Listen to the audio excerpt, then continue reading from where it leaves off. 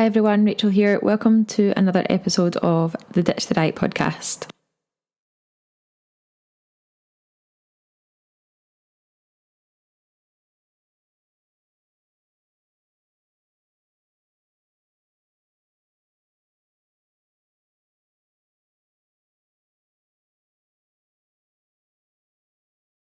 So hi everyone, welcome back to another episode of the Ditch the Diet podcast. The Ditch the Diet podcast, if you're brand new, is for people all over the world who want to learn how to quit yo-yo dieting and start living a healthier lifestyle without restriction. So I want to help you say goodbye to food guilt, start improving your relationship with food. And of course, this podcast is sponsored by the Ditch the Diet Academy, which is the membership site that is your alternative to a lifetime of slimming clubs, where I teach you the exact steps to take in order to learn how to quit dieting forever, improve your relationship with food and get your body confidence back. You can check that out at ditchthedietacademy.com. If you're a long-term listener to the podcast, thank you very much for tuning in again. I appreciate you so much.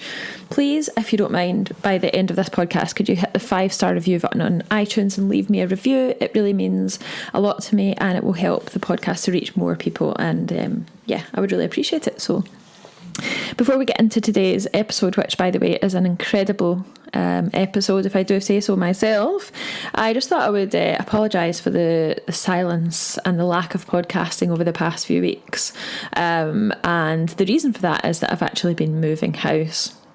Not only have I been moving house, I've been moving from Glasgow to near Sheffield, so it was a big move and a lot of organisation involved, lots of planning, lots of stuff being packed in boxes and unpacking and sorting out the new house and all that kind of thing. So it's been a bit quiet on the podcasting side of things, so apologies for that, but I'm now back and we have the weekly show back ready to go. We've got some great episodes lined up. So in today's episode, I am talking to the wonderful Tom Bainbridge from the BTN Nutrition Education Academy. And we thought we would have a bit of a discussion about the latest news headlines covering the fact that obesity and being overweight is actually killing more people worldwide than smoking is. And we also discuss whether or not eating red meat and processed meats, things like bacon, is actually causing you a risk of cancer or not. So we talk about the big nutrition headlines at the moment, and Tom helps us to unpick them and find out the truth. So I really hope you enjoy this episode. I'll be back at the end to tell you more about the Ditch the Diet Academy. Thanks for tuning in and enjoy. Welcome back to the podcast, Tom. How are you doing this morning? I'm really good. Yeah, really good. The sun is starting to come out, which means that I'm not waking up feeling like an absolute troll anymore. No, I'm very much enjoying it. How are you? I'm very well, thank you. Very well. Same here.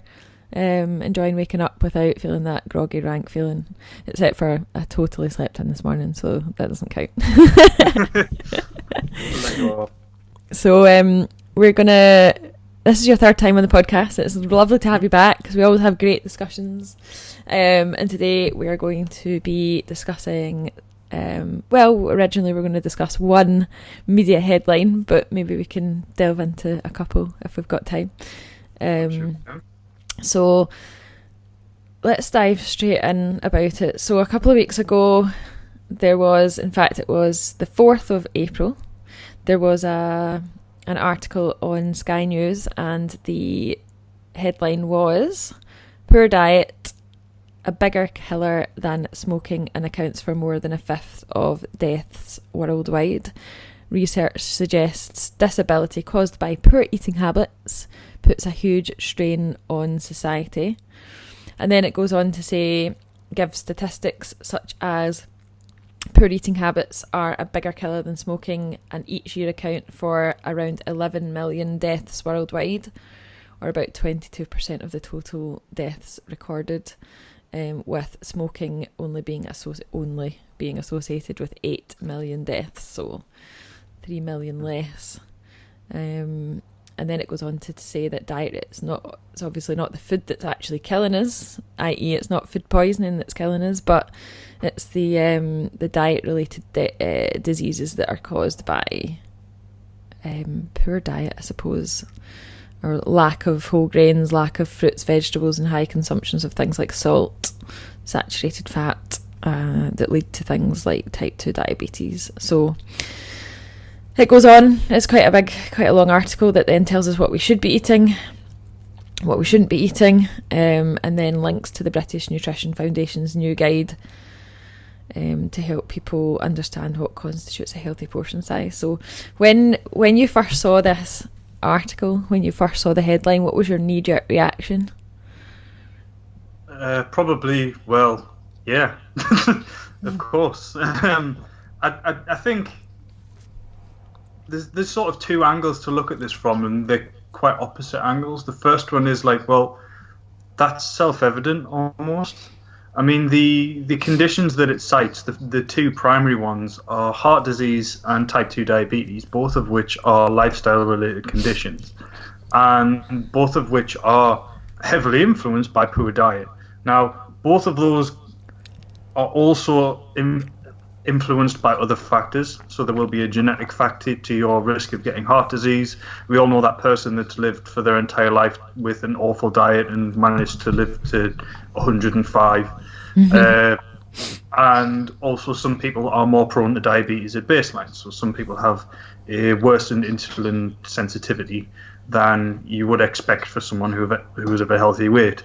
Women with polycystic ovary syndrome being one particular example. But those two conditions are massively influenced by your diet, and so I don't think this is really news.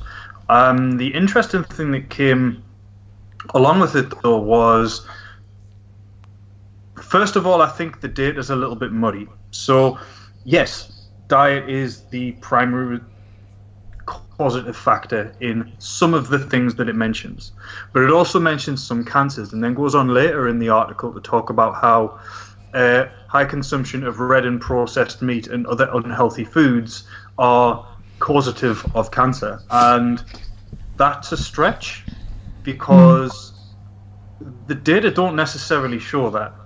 So while I do agree that yes, diet-related conditions are a massive cause of death worldwide, it would be interesting to see what the numbers look like if we only looked at absolute 100% known factors that were related to diet. And let's not forget as well that even if we are looking at things like heart disease, diabetes, and things like this, like exercise and activity are mentioned.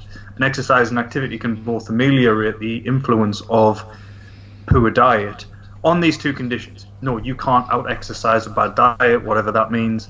But if you do eat a really bad diet and you're incredibly active, you're way less likely to get heart disease and diabetes, because the exercise does account for does limit the effect of the bad diet in that sense anyway. So I guess that was my immediate reaction, but I suppose we can talk a bit more about the article as well.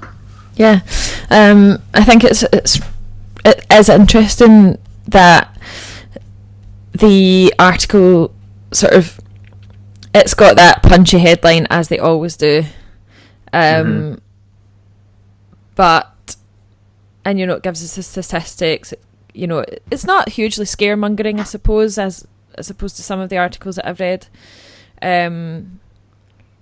But it doesn't seem to, I read it a few times. It gave us a list of things that we should eat more of, a list of things that we should eat less of, to increase or decrease our chance of getting cancer related or obesity related cancers and things like that. But I think one of the things that came up with in the BTN forum was that the advice wasn't really it wasn't great for the general population. What do you think? No, what do you think about the advice that was given? Yeah, a lot of it was just not actionable. So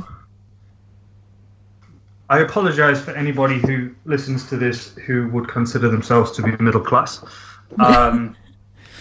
because there's nothing wrong with middle class people. Middle class people are fine, but middle class people have a certain perspective on life that I don't think is shared by people of lower or working classes, and we need to bear in mind that the vast majority of this burden disproportionately affects those of the lower and working classes. BMI and relative poverty have a very, very close correlation, and there are a number of factors for that. But I've got the article here, and what should we eat? What should we be eating? Adoptions of diets emphasizing soy foods, beans, and other healthy sources of plant protein will have important benefits for both human and planetary health.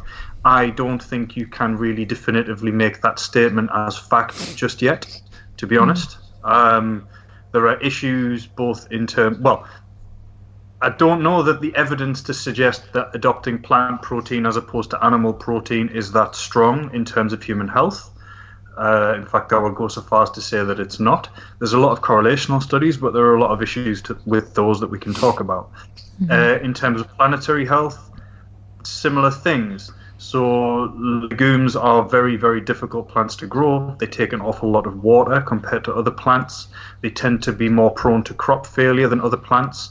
And ain't no farmer going to grow a bunch of fields of legumes if, when that crop fails, they can't then put them into animal feed, because then that ruins their livelihood because it was a bit too hot this year. There are a lot of... I'm not an expert on agriculture, but from what I've seen from people involved in it, it's not as simple as, well, if everybody just ate plant foods only, then the environment would be better. It's a bit more complicated than that. Here we are. So eat more of whole grains, so brown rice, oatmeal. Fair enough.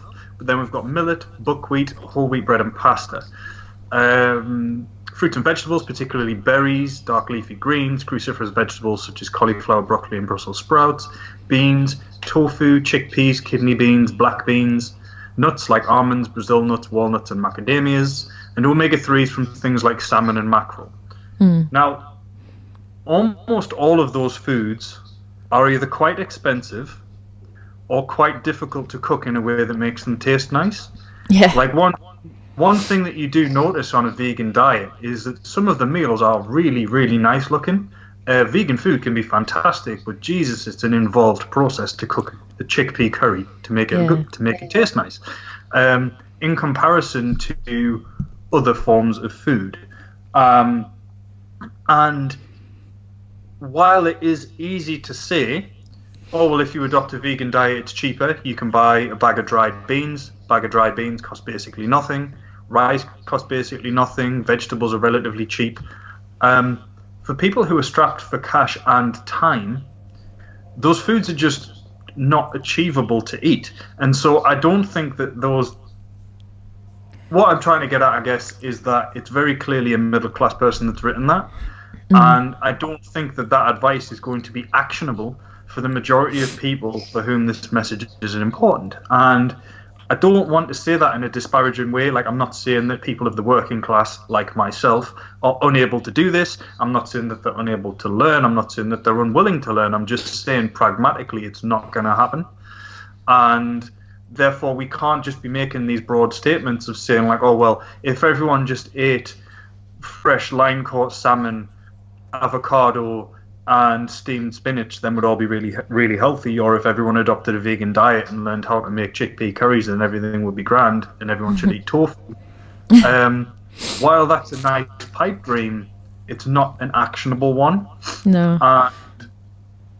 I don't think that messages like that are particularly helpful. I will say, though, that one good thing from this article and one good thing from the report is that one of the lead people, not from Sky News, but one of the lead people they're interviewing, was saying that within this guidelines, they're not just focusing on the foods that you shouldn't eat, but they're enforcing an inclusive dietary advice angle.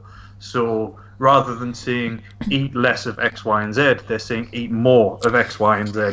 Yeah, I noticed that. That's a far more positive message.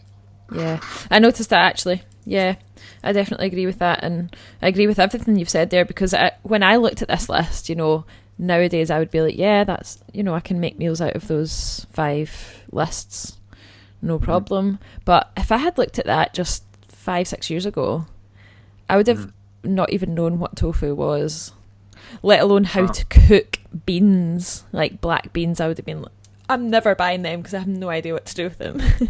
No, you can put them in a chili, but then this report is also saying to not eat red meat. So yeah, I know. And then nuts and seeds and things are so expensive. Like things like walnuts, macadamia nuts, and you know, are extortionate.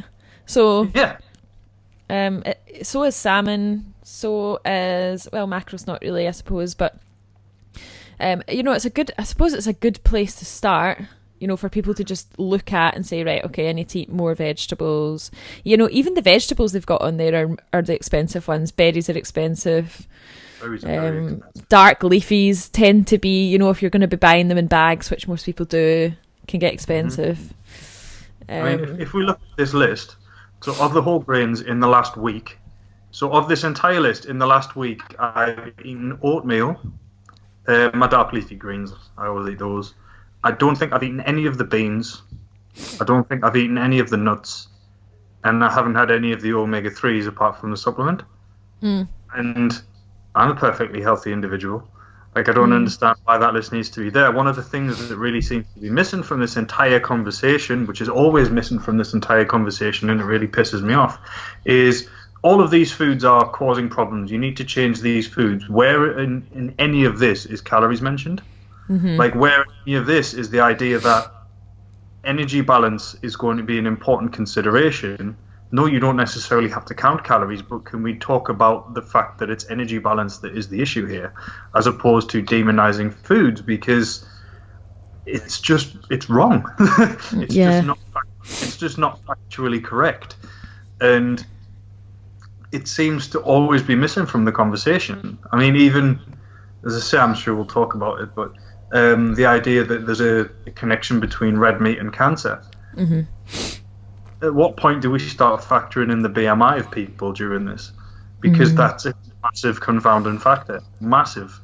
And it just all seems to be missing from the conversation. And again, I think it comes across more like middle-class moralizing of food choices than a genuine effort to make workable guidelines. Would you say it's that they're sort of assuming that if people eat more of these foods and less of the processed foods, that their energy balance does either even out or become negative simply by making the swaps? But then, then we need, that's probably the thing. Sort of, they need to, like you say, there's absolutely no mention of how important energy balance is, how important it is. So maybe we can just, if anyone's listening that wants to read this article, I'll put a link in the show notes, but let's just touch on energy balance a bit for people to understand. And I was actually talking to my members last night in our private coaching group about metabolism and the things that affect your basal metabolic rate, or your total daily energy expenditure, and how important that actually is when it comes to maintaining a healthy weight or lowering your weight to become a healthy weight. So yes, food is important. Let's not overlook the importance of the quality of food that you eat, but the amount of food that you eat is also really important. So there is a little bit in the middle of the article that states new guide to help people decide how much to eat, and when you click through, you have to click through about 5 times to actually get to the bit that you want to read. It's a new BNF guide, portion size guide, which is, I've had a read of it and it is fairly helpful, and it does talk about calories a little bit, but you have to click through like 5 times to even get there. Yeah, no, that the new guidelines, so it's based on, I'm sure it's like hand-sized portions and things like this. Yeah, it is, that came out like 6 months ago, maybe a little more, to basically no fanfare. Like, I heard nobody talking about it. Exactly, that's exactly, when I was reading it, I was like, how did I not know about this? Yeah, it was quietly mentioned ages ago. I think I wrote a post about it, and then nobody's mentioned it since. Like, at what point do we start talking about that a little bit more? But yeah, I mean, so the conditions that they mention here, so the vast majority of diet-related deaths were due to heart disease, followed by cancers and type 2 diabetes. Heart disease and type 2 diabetes, the best way to reduce your risk of that if you're overweight is to lose weight. It doesn't matter what foods you choose. Now, obviously, if you choose quote-unquote better foods, so unprocessed things, more vegetables, leaner proteins, be they animal or plant origin, you're probably going to have a bit more luck with maintaining the calorie balance that's going to help, because those foods are more satiating. And there was a paper came out the other day that suggests that potentially 58% of your chance of achieving a negative calorie balance is due to basically reducing your hunger.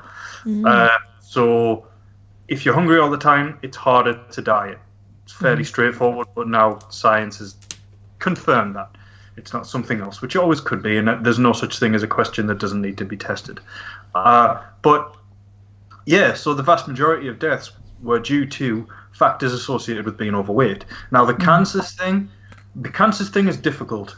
So I did a presentation about this last Saturday, and the associations between certain foods and cancer are all very muddy, because the simple fact of the matter is that in order to determine definitively that a food caused cancer, what you would have to do is you would have to lock people in a room for 20 years, because it takes roughly 1 to 2 decades to develop cancer due to an increased risk factor, and you would have to feed half of them the food, give half of them not that food, and then see who gets cancer. Now, you ain't going to get that past an ethics board.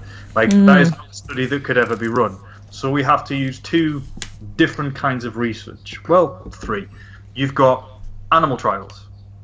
Now, the purpose of a rodent trial, you would think, is, if we give these rats this food and they get cancer more than rats that we don't give this food to, then this food probably causes cancer. And you'd think that that is the purpose of a rodent trial, but that's not usually what they're done for.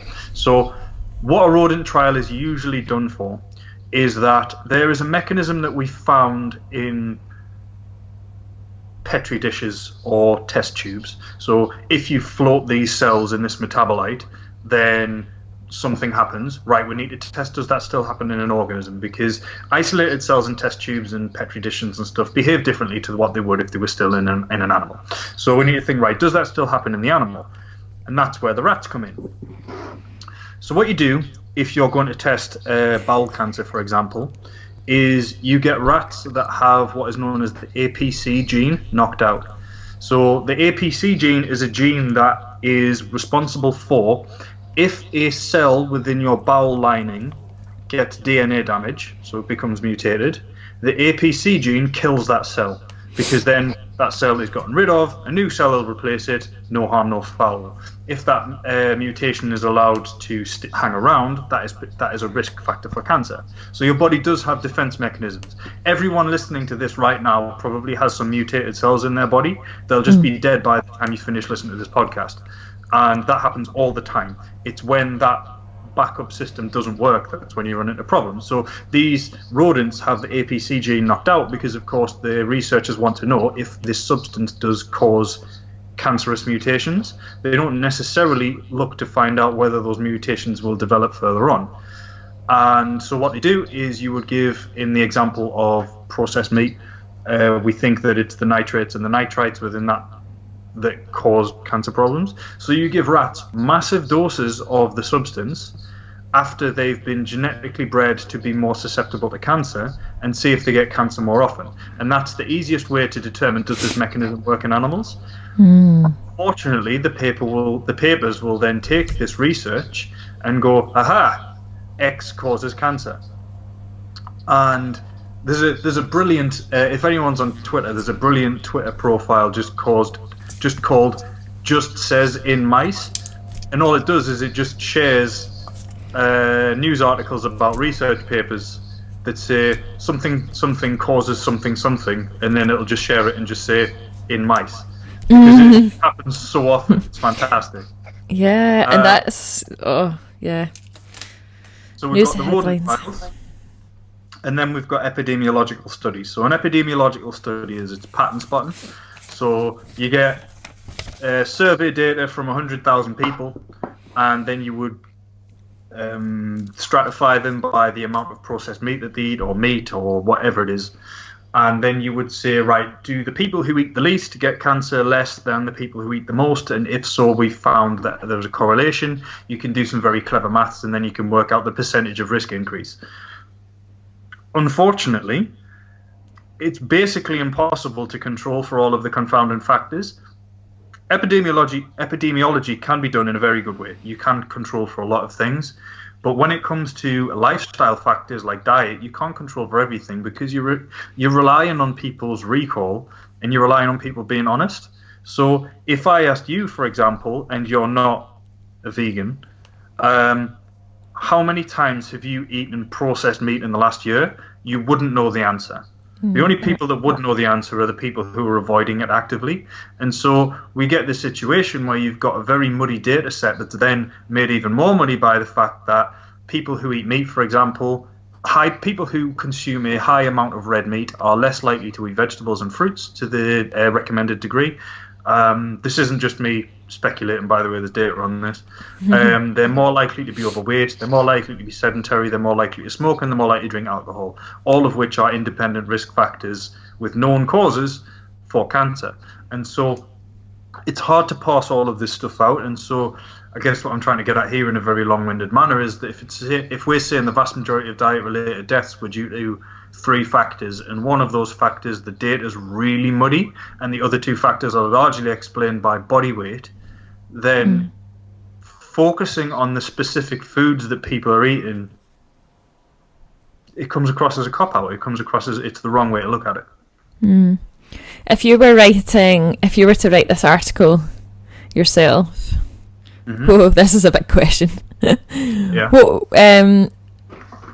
What would you want the focus to be for people that are reading the article to be able to go away and actually feel like they've been informed to make changes or choices?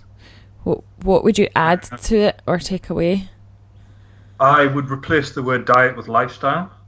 So poor lifestyle, a bigger killer than smoking, and accounts for more than a fifth of death worldwide. I think that's a fair comment. In fact, I wouldn't call it a bigger killer than smoking. The only reason I've done that is because it's clickbait. Everyone knows that smoking's bad. And so if we can say that something's worse than smoking, then it makes it sound really bad. So I would just say poor lifestyle accounts for more than a fifth of deaths worldwide. And that would be an absolutely fair headline. Within that, I would explain the data associated to sedentary lifestyle, overweight, high levels of stress and poor sleep, both of which are independently associated with a whole bunch of bad stuff. I mean, I don't have any data to support this, but I have said before that I think that lifestyle stress is just as big, if not a bigger factor, directly on people's long-term health than diet is. Though that's hard to really say because some of the impact of stress is manifested through poor diet. So if you control your diet, stress is probably less damaging, but still. And I would focus on that. And then as far as what practical advice would I give? I mean, I've delivered presentations on this before, but I don't think that a general message like you would be able to give in a news article would ever be good enough. I think that health guidelines and what we need to do to improve the nation's health, it needs to be far more granular, because I've mentioned socioeconomic status before in this podcast multiple times. I want to enforce that I do have other talking points. But yeah, the advice that you give for people at different socioeconomic statuses needs to be different. The advice you give to men and women needs to be different, not because we're physiologically different, but because socially we have different environments. People that you give to people over 65 probably needs to be different to advice given to people under 65. People who, I mean, you could even take it down to preference. People who enjoy resistance training need different advice than people who enjoy endurance training. People who don't enjoy exercise at all need different advice to people who enjoy exercise, because while we can talk as people who do enjoy fitness about the importance of exercise, that's useless advice for somebody who straight up isn't going to do it. And the unfortunate truth is that knowing that not doing it is bad for you is not a big enough incentive to get someone to do it. What we need to do is we need to work out exactly how we can help people to find some form of activity that they will do. And just talking about the benefits of CrossFit or of resistance training, both of which have a ton of benefits, still won't reach those people. And if we put hard exercise on a pedestal, then it sort of implicitly implies that, I think one of those words was redundant. It implies that other forms of activity, such as walking, are pointless. And while there may be some data to suggest probably quite a lot, and there'll be mechanisms for this, if you walk 5 times a week versus resistance train 5 times a week, the person that resistance trains is probably going to be better off. But the person that walks 5 times a week is going to be way better off than the person that doesn't. Just does nothing. And I think that needs to be communicated too. The big thing that annoys me about all of these conversations is that the actual risk is never discussed. So I've hinted this a few times already, but it's on my mind, so it's what I'm talking about. But there was a report came out today. What day is it today? It's the 17th, I think? Yeah. 16th? 17th. So on the 17th of April, a report came out on a few different mainstream media channels that the NHS has just introduced some new guidelines warning of the fact that processed meat is associated with a roughly 20% increase in bowel cancer risk. And that annoys me because, first of all, the relative risk increase is 18%, not 20. They've just rounded it up just because, which pisses me off because it's dishonest. But also, that's a big number. 18% is a lot. And that sounds like, oh, well, if I eat processed meat, then I'm going to be at an 18%, nearly a fifth. If 5 people eat processed meat, one of them will get bowel cancer. And that's not what the numbers mean. Any percentage is a relative risk increase, not an absolute risk increase.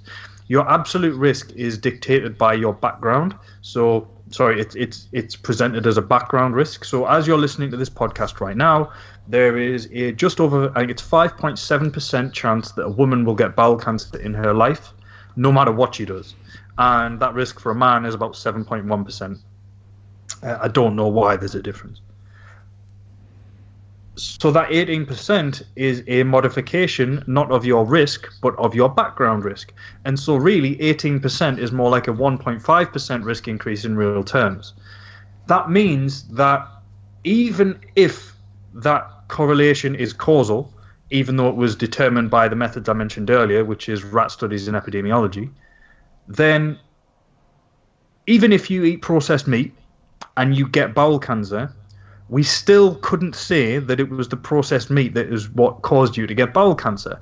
There is still a far bigger genetic determinant there than there is an environmental one. Now, of course, you can modify your risk, and some would argue that the risk might be causal, and so you should reduce your risk as much as possible, and therefore you should just stop eating processed meat. And that's fine. That's a perfectly reasonable position to hold. It's evidence-based. It's absolutely fine.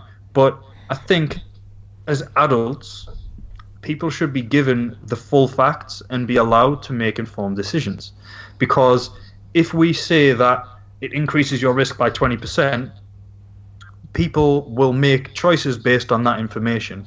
If we say your background risk might be elevated by roughly 18%, assuming the data are representative, and that means that you're at around a 1.2 to 1.5 increased risk of getting bowel cancer at some point in your life.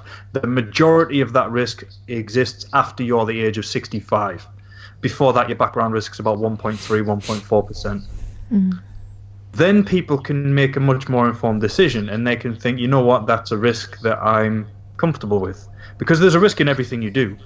There's a bigger increase of cancer risk from living in a city as compared to the countryside as there is for processed meat consumption. Yet people choose to live in cities all the time because it's convenient, it allows for a certain lifestyle. And I think that all needs to be included in the conversation.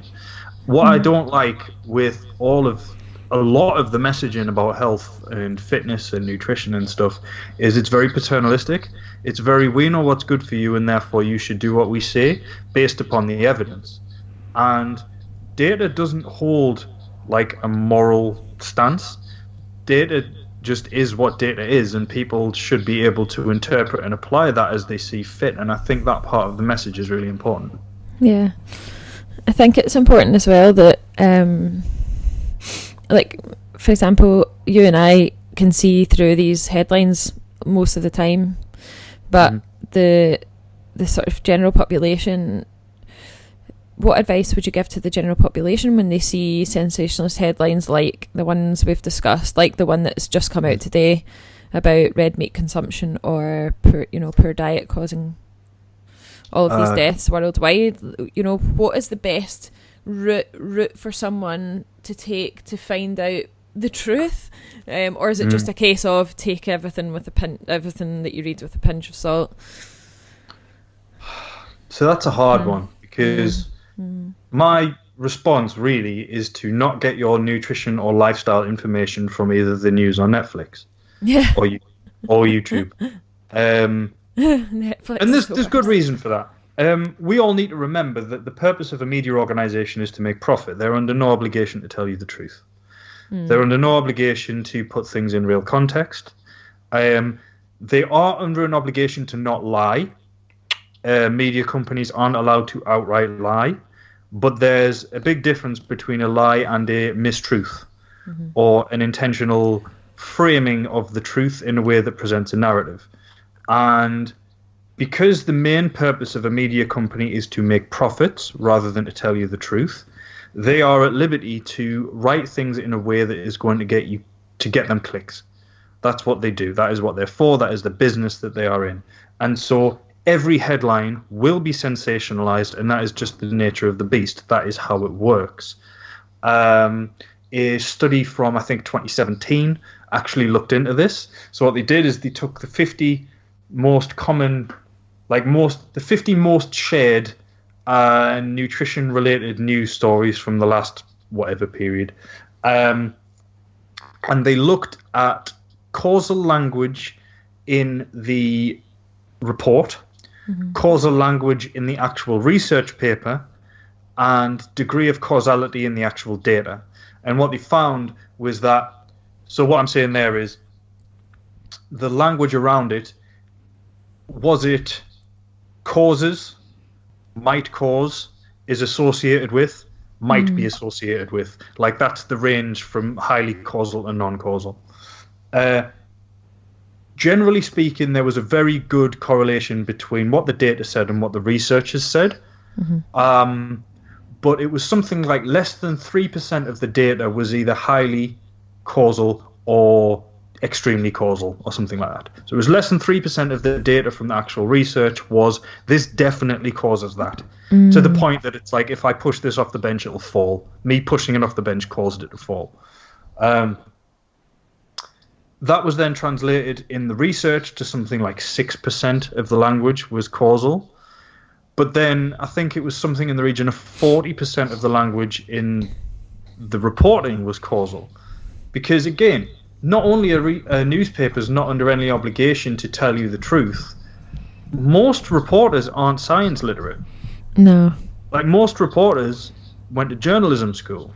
They didn't do a science degree. Now, you don't have to do a science degree to read science. You absolutely don't. Back in the day, you used to, because you could only really get research papers from a university library. So that kind of information was locked away from the public. Nowadays, I've gone on the record and will happily stand by this statement, I don't think university has a purpose anymore. Because you can get everything you used to be able to get from university off the internet if you know where to look, if you know how to read, if you're good at critical thinking, other than a diploma. In fact, you can probably buy one of them now.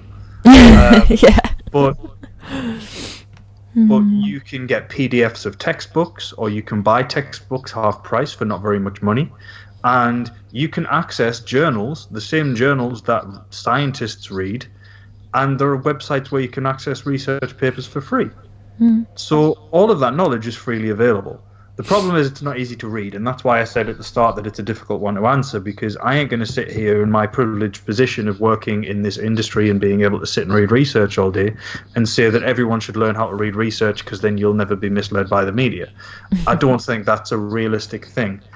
And so what I would probably suggest is to really be careful to curate an environment on your social media that contains people that know what they're talking about.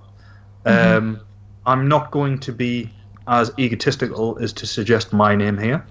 I would. But following people such as Lyle McDonald, Alan Aragon, Eric Helms. A lot of these people are more focused on fitness, but you could then look at Mike Israetel. If you start following those people, you'll get down a rabbit hole and you'll find a lot of other people to follow. And then, of course, if you want to look more UK-based, I would like to put forward people like the BTN Academy, Ben Coomber. There are a lot of people out there that really know what they're talking about, and I don't think there's any harm if you're not a practitioner, if you're not in the industry, in just sort of trusting these people. But always try to find the best way to do it is if you find a piece of information, try to find 3 independent sources. So if one person says something, try to find at least 2 other people that aren't just that person's friend that says the same thing. If that's the case, you can probably take it as being reasonable. But yeah, man, just don't get your information from the media about anything. But also from like Netflix or YouTube, because again, a YouTube channel's purpose is to get clicks, and Netflix documentary's purpose is usually propaganda. And it's pushing a narrative, and it's just not good information. And if anything, it makes the situation worse that these things exist.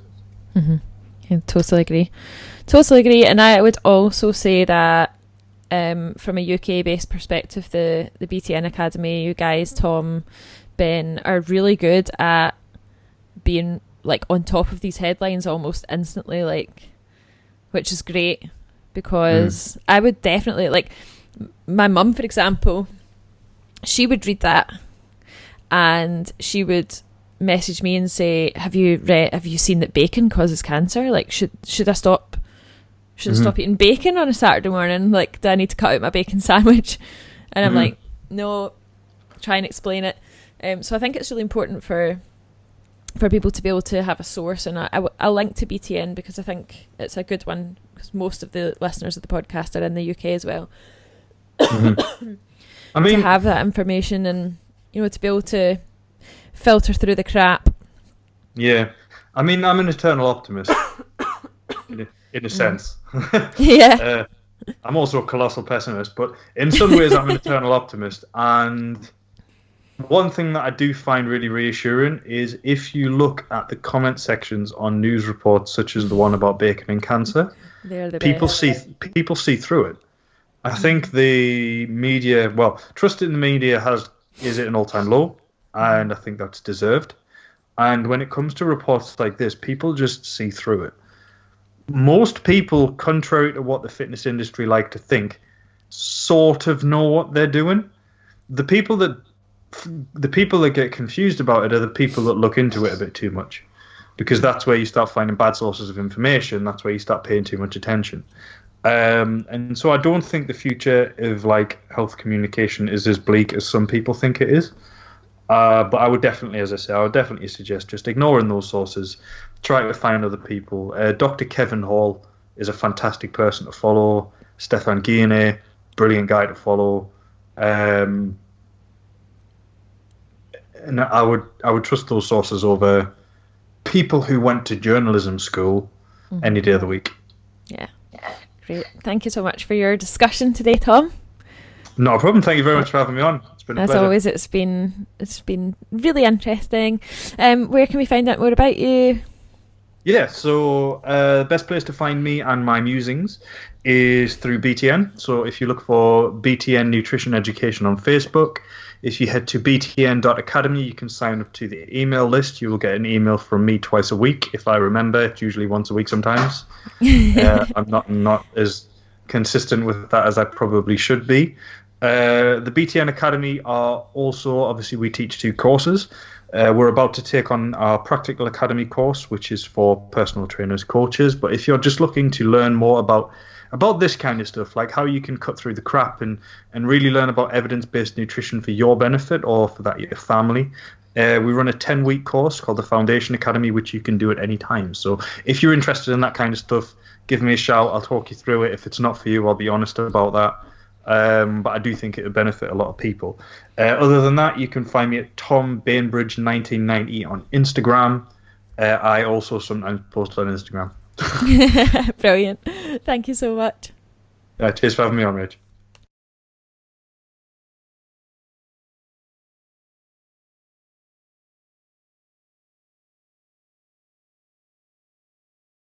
So I would just like to say another huge thank you to Tom for spending his time with me today to record this brilliant episode for the podcast. So thank you very much, Tom. All of the links that we mentioned in the podcast I will put in the show notes. If you're interested in looking at the articles that we spoke about on the pod, then you'll be able to just scroll down on whichever device that you are listening via and have a read of those if you want to do that. If you're listening to the podcast on the day that it is released, which is going to be Thursday the 18th of April 2019, just to let you know that we are running a completely free version of the Ditch the Diet Academy starting on Monday, so Monday the 22nd of April 2019. And it's a free 5-day coaching course called The Diet Declutter, and it will help you to start changing the way you think about food and learning how to quit dieting forever. If you would like to be part of that group, it's completely free. All you need to do is click the link in the show notes. So again, thank you for listening to the pod. I really appreciate your company. If you've enjoyed the episode, please feel free to share it with someone that you think would benefit from listening, and don't forget to leave me a review. I'll see you next Thursday for another episode. Until then, enjoy the rest of your week.